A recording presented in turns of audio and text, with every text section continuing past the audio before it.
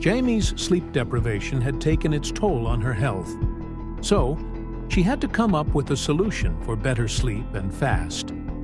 She felt hesitant when she heard about a special remedy that would change her life.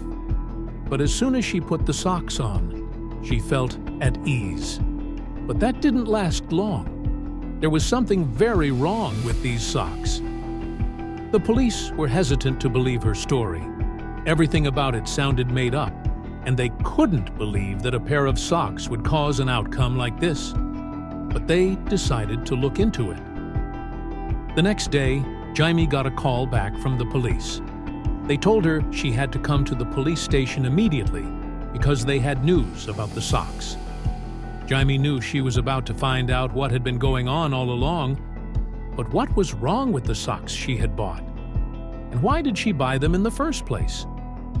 But before we start, smash the like button and make sure to subscribe if you haven't, and hit that notification bell so that you won't miss any new stories. Jaimy had been having trouble sleeping for weeks. She tossed and turned in bed every night, unable to get comfortable or fall into a deep sleep. Every day she got more and more tired, and it started to affect her work and her relationships. She was desperate to find a solution. She searched the internet for answers, looking for anything that might help her sleep better.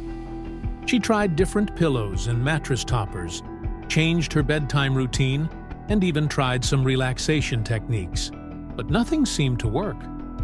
Jaimy feared her sleep deprivation would only get worse and worse, so she did something she later regretted.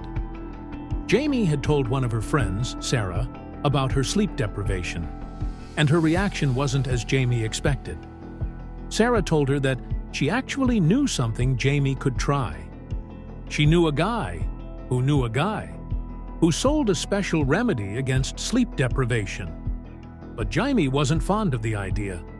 Later that night, while Jaimy lay in bed tossing and turning again, she thought of Sarah's option. A special remedy. What did she mean by that? But as the hours went by and Jaimy was still unable to sleep, she texted Sarah to send her the details of that guy she knew. There was still a bit of doubt in her mind as she texted back and forth with the mysterious seller. He was very vague about the product she would be buying, which was very expensive too. But Sarah knew this was her last option, and she would do anything to get a good night's sleep again. Another thing that Jaimy found strange was that the seller only wanted to meet in person to close the deal. He refused to send it to her by post. They arranged to meet the following day at a deserted parking lot. Everything about this gave Jaimy the ick, but there was no other way. Everything about the situation bothered Jaimy, but she knew she was stuck. She could not experience another sleepless night without going insane. Early the next day, she headed to the pickup spot. It didn't take long to spot the seller. He was a middle-aged man with a shaggy beard and a nervous tick. Jaimy could feel her heart pounding as she walked towards him. The exchange was quick, which she was very thankful for. The man pressed a brown paper bag into her arm and smiled ruefully when she nervously handed him the roll of cash he had asked for. But then it all went sideways. Suddenly, the man grabbed her arm and squeezed tightly. Jaimy's eyes darted open in shock, his eyes leering at her in a way that made her skin crawl as he spoke. "I have something else you might be interested in." Jaimy's mind spaced through a million escapes, but before she could act, he let go of her hand just as quickly as he had grabbed onto it and laughed viciously. Jaimy didn't wait to see what he was offering. She ran to her car. She could hear the trails of his laughter behind her, but she refused to look back. Once she got home, she closed all her blinds and placed the incriminating object on the kitchen counter. What had she gotten herself into? 30 minutes passed in silence while she paced the sides of her kitchen. Finally, Jaimy mustered up the courage to peek inside the brown bag and see what she had most definitely obtained illegally. But nothing could prepare her for what was stuffed inside the brown paper bag. A pair of socks? Jaimy couldn't help but feel scammed. Now Jaimy's mood had changed to something darker than fear. She was pissed. Had that awful man in the parking lot scammed her? Was his rude behavior a way to get rid of her before she examined the bag? Jaimy texted the man's number for an explanation, but none of her text messages were going through. He blocked me. Jaimy could not believe it. She couldn't help but feel enraged about the man who had duped her out of a lot of money. She sighed and made a note to message Sarah in the morning. Soon it was nighttime, and after a few failed attempts, Jaimy grabbed the socks and put them on in desperation. Even as she did it, she felt terribly silly. Jaimy was surprised to notice that her body felt calm, as though she had taken a muscle relaxant. She smiled to herself and barely made it to her bed before her eyes got heavy and she fell into a soothing sleep. It had been weeks since she'd gotten a good night's rest, but Jaimy could tell that something about this was a little different. The next morning, Jaimy was stunned to find that she had slept through the night.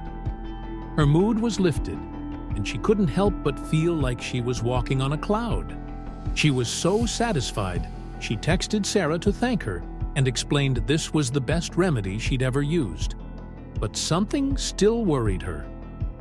As the day went on, Jaimy noticed that her feelings of tiredness returned, but something else was also going on.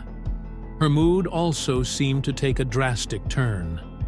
Jaimy shook off her worries. She hadn't slept in weeks. It was only natural that her body would need time to adjust. That night, with less hesitation, Jaimy wore the socks again. And like the night before, she felt a soothing calmness flood her system. And before she knew it, she was fast asleep. Once again, Jaimy woke up feeling refreshed and excited for the day ahead. But this time, the results were a little different. At first, the symptoms were like the day before. She grew more lethargic and grumpy as the day progressed. However, this time there was something new. She felt dizzy and itchy. Her ankles and fingers itched so bad that she called in sick and headed home for the day. What she found left her frightened. She was covered in hives. Jaimy arrived home troubled and upset. She couldn't think of what had caused the turn in her body, but soon it would all be answered. Taking off her shoes, Jaimy stared at her feet in alarm. She had broken out in hives, and there could be only one cause for this. Since the socks were the only new thing she had brought into her life, it wasn't hard to figure out what caused the hives. Jaimy took out the socks and searched for a clue. She found a tiny label in a foreign language. Curious, she translated it and was stunned. It was an ingredient list. Alongside polyester and nylon, there was a mysterious component. A quick online search led to a shocking discovery. The socks contained a substance that made her fall asleep faster. Jaimy was horrified that such a thing was being sold and knew she had to act. The next day, she took the socks to the police. Initially, they dismissed her concerns until she showed them her blistered feet. They took the socks for testing and started an investigation, instructing her to wait. Days passed with no update. Frustrated, Jaimy called them, only to be brushed off. If they wouldn't take it seriously, she would investigate herself. She reached out to Sarah, who had given her the seller's contact. Sarah was hesitant, but eventually relented, providing more details about the seller's other products and activity areas. Determined, Jaimy bought a prepaid phone and contacted the seller, pretending to be a new customer. Everything was going smoothly, too smoothly. Emboldened by her progress, she overlooked the risks, about to realize just how dangerous this really was. Jaimy felt proud she would be the one to stop this man from selling his special socks and prevent others from getting hurt. The seller unaware of her true identity, agreed to meet at a deserted parking lot the next day. That night, Jaimy lay in bed, anxious about her plan, but determined to follow through. That night, for the first time, Jaimy slept without the socks and had terrible nightmares, waking up exhausted. But nothing would stop her from confronting the seller. She got dressed, prepared for the meeting, and realized the danger she was about to face. She rushed to her garage, grabbed a hammer for protection, and set out. Upon arriving at the parking lot, she called the police one last time, but they remained unhelpful. Frustrated, she muttered, "I'll do it myself," a statement that would later prove life-saving. She waited, and just as she considered leaving, a familiar black van pulled in. Jaimy crouched to observe, ensuring it was the same man. She noted the license plate and, as he stepped out, approached him confidently, her baseball hat obscuring her face. The man grew suspicious. "Don't I know you?" he asked. Jaimy denied it, but when he hesitated to hand over the bag, his suspicion deepened. "I really feel like I know you," he pressed, his tone turning hostile. Jaimy's confidence wavered, her hands clammy with fear. The man turned to his van, rummaging inside. Jaimy knew she should run, but froze instead. When he turned back, he held a large knife. He stepped forward, pointing it at her. "I don't like being lied to," he sneered. Jaimy panicked, unable to speak as fear overtook her. Just then, police sirens wailed in the distance. The seller's eyes darted around in alarm. He shoved Jaimy to the ground and fled into his van. She scrambled to her feet as he sped away. A police car entered the lot, stopping in front of her. 2 officers got out, one of them scolding her with concern. Overcome with fear and relief, Jaimy burst into tears. The officers took her to the station, but the ordeal wasn't over yet. Meanwhile, the second police car pursued the black van in a high-speed chase. After a few miles, they managed to force it to a stop.